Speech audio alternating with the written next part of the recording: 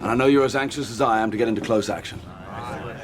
But we must bring him right up beside us before we spring this trap. That will test our nerve.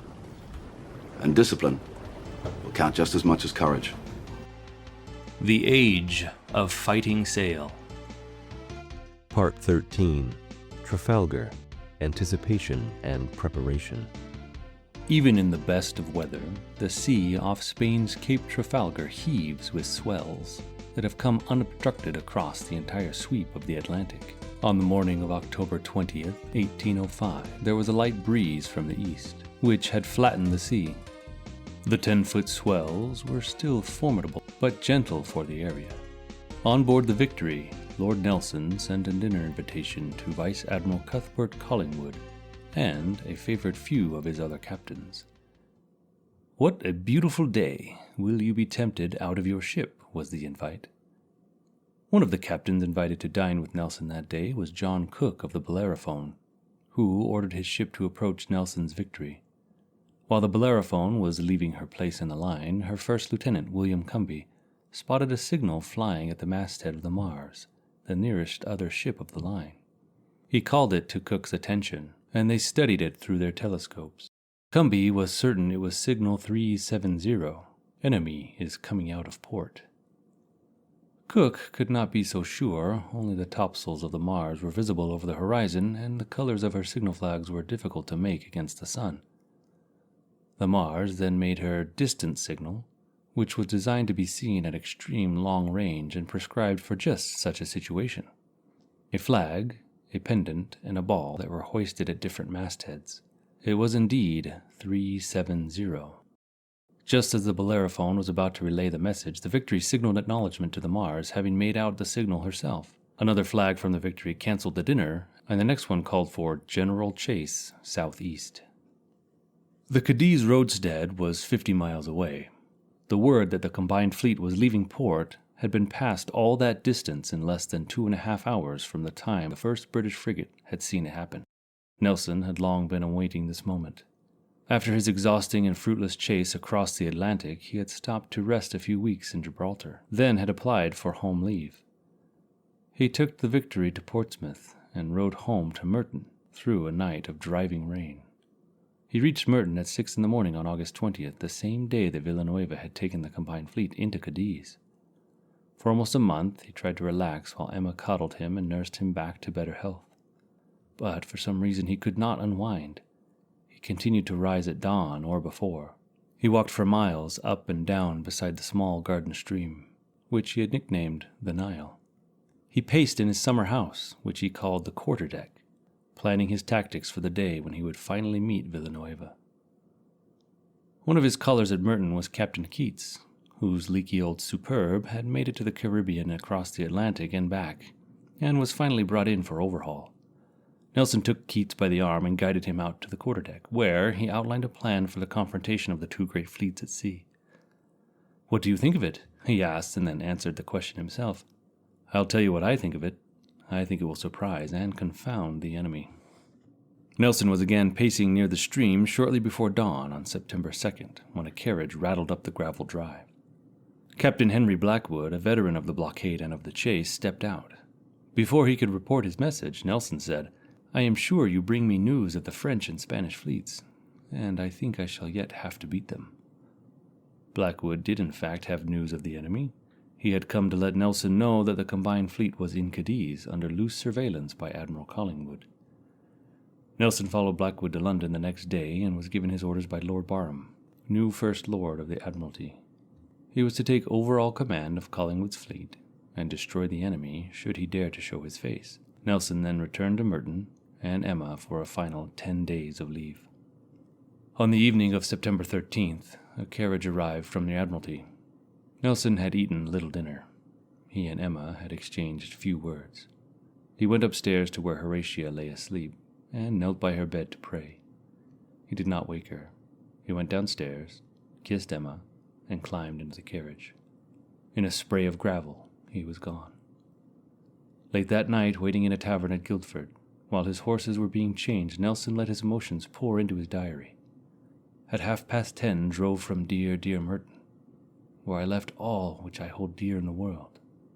to go serve my king and my country. He had asked to have his devoted friend Hardy made captain of the Victory. The burly Hardy was ill with rheumatism, but the prospect of serving under Nelson again made him feel much better. He was waiting at Portsmouth. So was the Victory, which had been cleaned and refurbished during the time in port. In a futile attempt to avoid the crowds, Nelson and Hardy hurried down a flagstone alleyway into Penny Street, and then to the beach. But the waiting people immediately spotted the well-known little figure with the empty sleeve pinned up to the Admiral's coat, and rushed down to the beach to meet him. Some reached out to touch him, some knelt in the sand to pray. Others followed him, walking into the water as his barge pulled smartly away from the shore. There was waving and cheering as Nelson and Hardy were rowed across the harbor to the Victory. Years of war and hardship, fears of Napoleon and invasion, confidence in the one man they felt could meet the great challenge. All had turned the normally phlegmatic Britons into emotional hero worshippers. As Nelson waved his hat to the cheering throng in return, he appeared to be as moved as they were.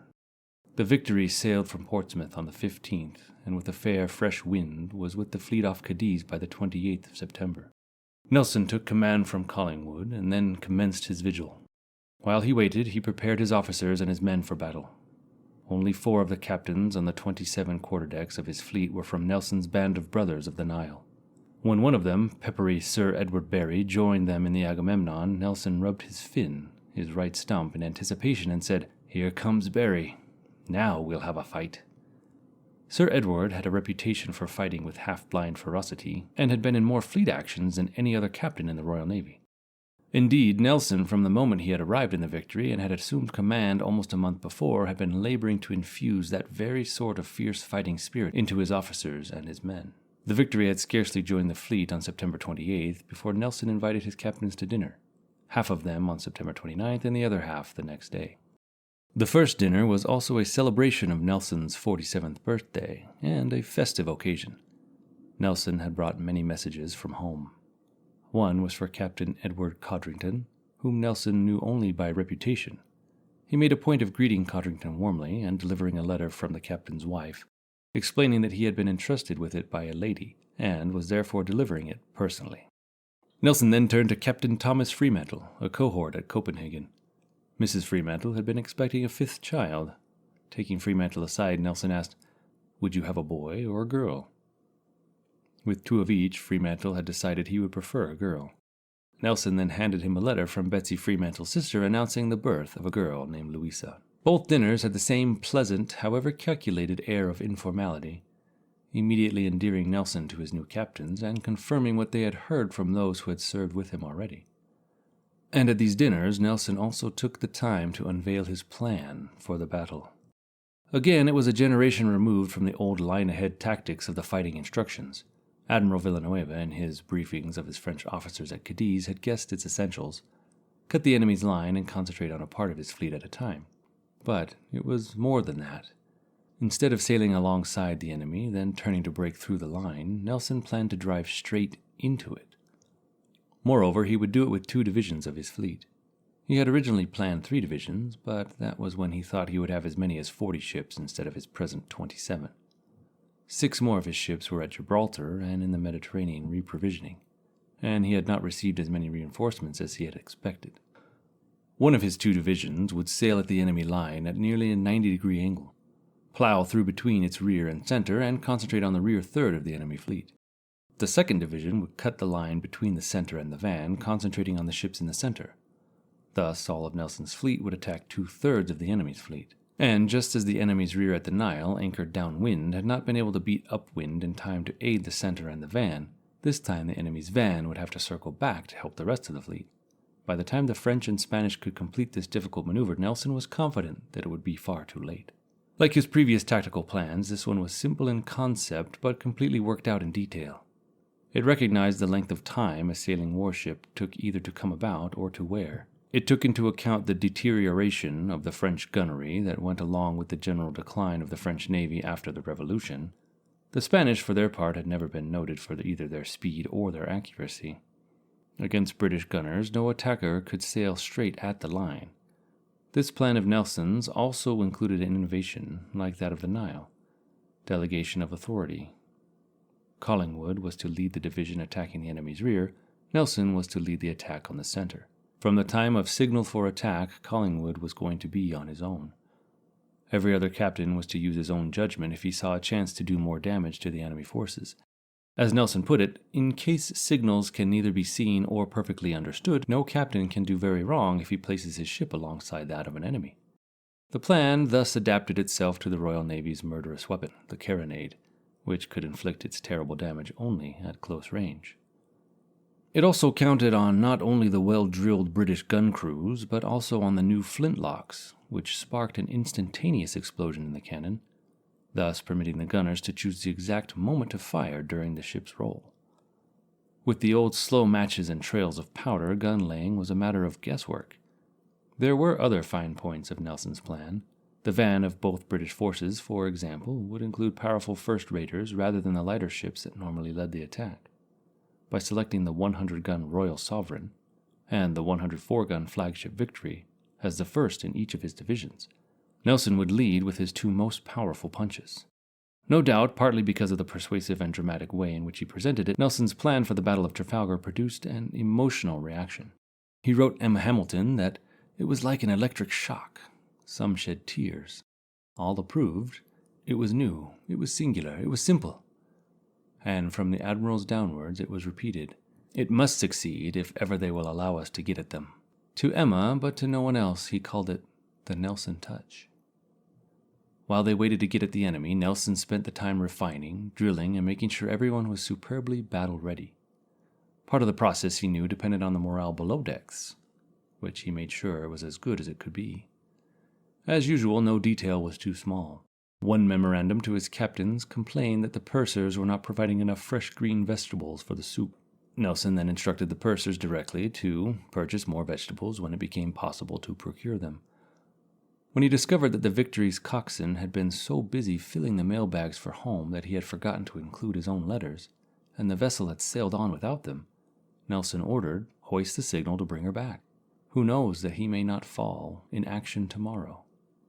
He even asked a captain going to Naples to find, if possible, a young lieutenant who, as Nelson explained it in his note, ran away with an opera dancer from Malta, and was very probably imprisoned for debt. Nelson offered to pay the man's debts. It was because Nelson insisted on sending his ships regularly to Gibraltar for fresh provisions that he was down to 27 ships on the morning of October 20th when the Victory received the signal that the combined fleet, 33 heavily gunned French and Spanish ships of the line, were at last coming out to fight. When the 2 ships at Gibraltar and the 4 ships heading toward the Mediterranean had been with him off Trafalgar, his fleet would have equaled the enemy's. This, however, was no part of his consideration as he gave the order, General Chase. Through the day, the light breezes freshened and became gusty, and clouds scudded under the sun. The night was squally, but the British frigates kept contact, shadowing the combined fleet and signaling back to Nelson. The enemy was headed south under double-reefed topsails, toward the Strait of Gibraltar and away from the rocky headland of Cape Trafalgar, south of Cadiz. Therefore, the 2 fleets were on converging courses.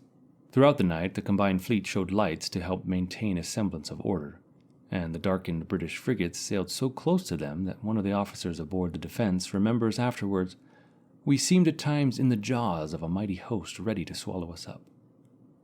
By early the next morning, the frigates could also distinguish the lights and signal flares of Nelson's fleet, and Midshipman Hercules Robinson of the Euryalus was later to boast, "When we had brought the 2 fleets fairly together, we took our places between the 2 lines of lights as a cab might in Regent Street."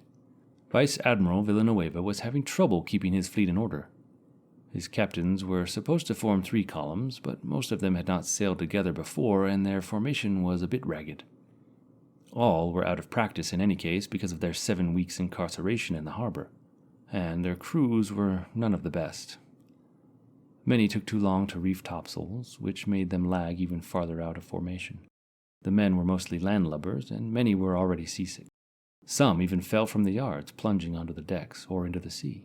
Villanueva calculated that the blustery south-southeast wind would take him clear of Cape Trafalgar, but that he would have to stand down past the strait before his fleet could come about and lay a line for Gibraltar to enter into the Mediterranean. During the late afternoon, Villanueva had a stroke of luck when the wind went into the west. This allowed the ships to come about and head directly for the strait. However, the wind shift took some of his vessels aback, and they had a difficult time coming about. His formation became more and more disordered. He could only keep on his new course and hope that he would be able to reassemble his scattered fleet with the assistance of daylight. From his quarterdeck at 7 p.m., Captain Lucas in the Redoubtable spotted the signal lights of a column of ships, but could not make out the messages. He reported this fact up the line to Villanueva in the Bucentaur, but it was slow business. The combined fleet had no method for complicated signaling at night, and messages had to be relayed by speaking trumpet from vessel to vessel. At approximately the same time, the captain of the Achille noted the strange lights and concluded that they were the enemy ships. He called to Rear Admiral Magan aboard the Algeciras, and Magan, in return, sailed close to the Principe de Asturias to call the news over to Admiral Gravina, who hailed a frigate and dispatched it to advise Villanueva. In all this confusion, it was 8:30 p.m. before Villanueva had at last received a report clearly stating that the enemy had been sighted. He continued groping through the night, his fleet in disorder, and with dawn he signaled form line of battle. The French and Spanish ships floundered about, many of them nearly colliding, as they tried to maneuver into one line. Off in the distance, Villanueva studied the orderly ranks of the British sails closing in on him. He could see at first glance, as he described it, that Nelson seemed to be heading en masse for my rear squadron, with the double object apparently of engaging in great superior force and cutting the combined fleet off from Cadiz. I therefore signaled the fleet to wear all together and form line of battle in reverse order. Each ship was to turn away from the wind instead of trying to come about into it. The maneuver would bring the combined fleet on a reciprocal course headed back toward Cadiz. Its van would now be its rear. Villanueva would at least have a last chance to retreat to Cadiz if necessary, though he was determined to fight. The wind had died and a heavy swell was coming from the west. In trying to wear around, most of the ships drifted even further out of their formation. Admiral Gravina, who was supposed to keep his squadron in a position near the center, instead fell in at the rear. Before long, there was little semblance of a line, only a crescent-shaped row of ships, doubled in some places.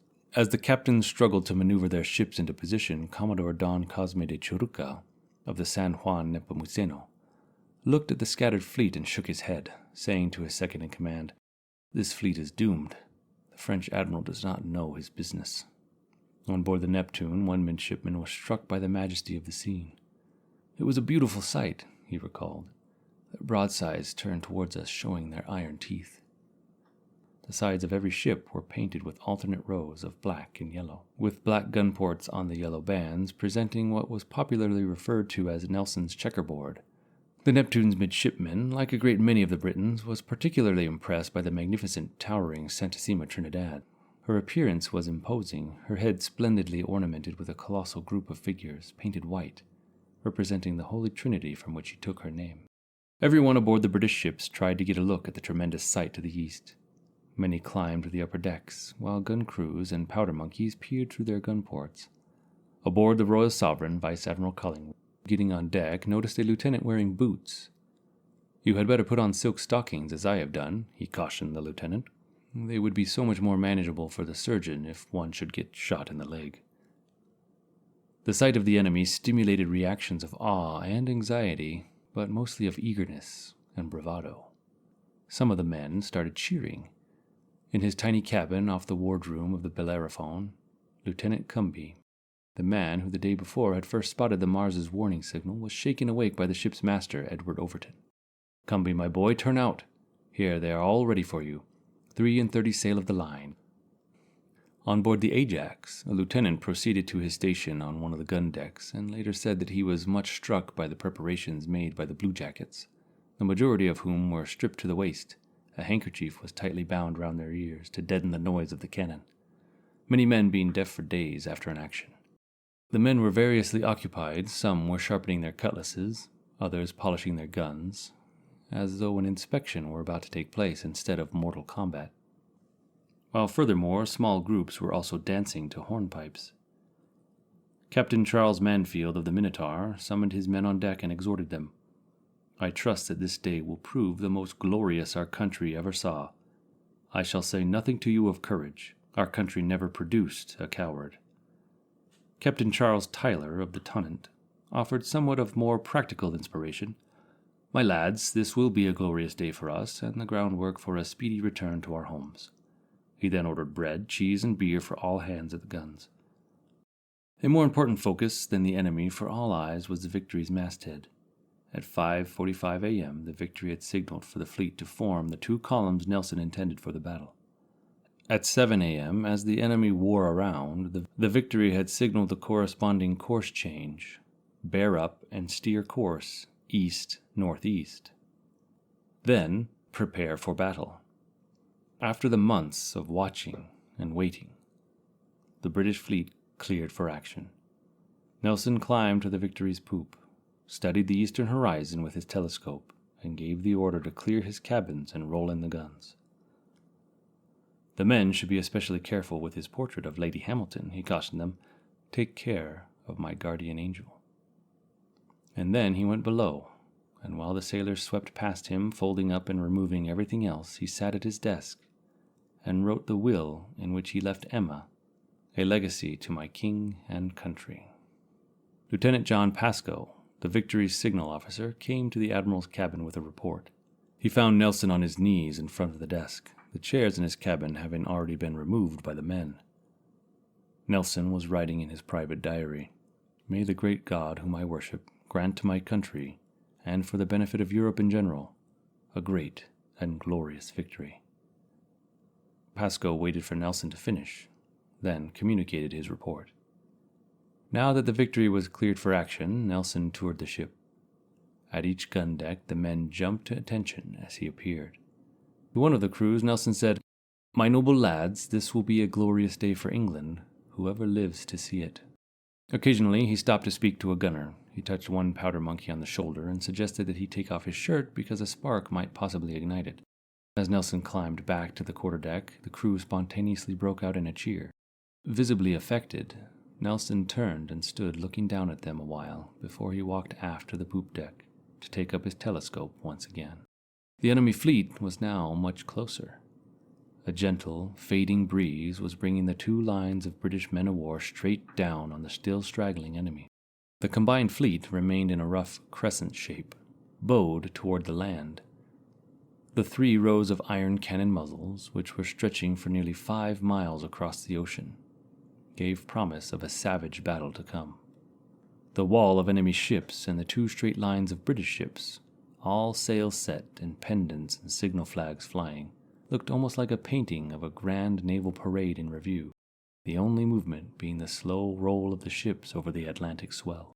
While Nelson studied the enemy fleet, his aides conversed in low voices. His 2 secretaries, both named Scott, the chaplain was known as Dr. Scott, the other secretary as Mr. Scott, and Dr. Beatty, the ship's surgeon, noticed that Nelson was not wearing his sword for the first time any of them could remember. What concerned Beatty was the sight of his decorations sewn on Nelson's coat. He pointed out to Dr. Scott that they made a perfect target, and proposed Nelson to cover them. Scott replied, "Take care, Doctor, what you are about. I would not want to be the man to mention such a matter to him." Before Beatty could bring up the subject, Nelson turned to the group of officers and said, "I'll now amuse the fleet with a signal. Nelson confides that every man will do his duty." One of the officers politely suggested changing Nelson to England. Nelson agreed and walked over to Lieutenant Pascoe. "Mr. Pascoe," he said, "I want to say to the fleet, England confides that every man will do his duty. You must be quick, for I have one more to add, which is for close action." Pascoe knew that number 16, engaged the enemy more closely, was Nelson's favorite. Lieutenant Pascoe also suggested a small amendment. "If your lordship will permit me to substitute expects for confides, the signal will be sooner completed, because the word expects is in the signal book, and confides must be spelt." "That will do, Pascoe. Make it directly." All eyes watched the Victory's signal flags run up their halyards and burst into the breeze with the revised message.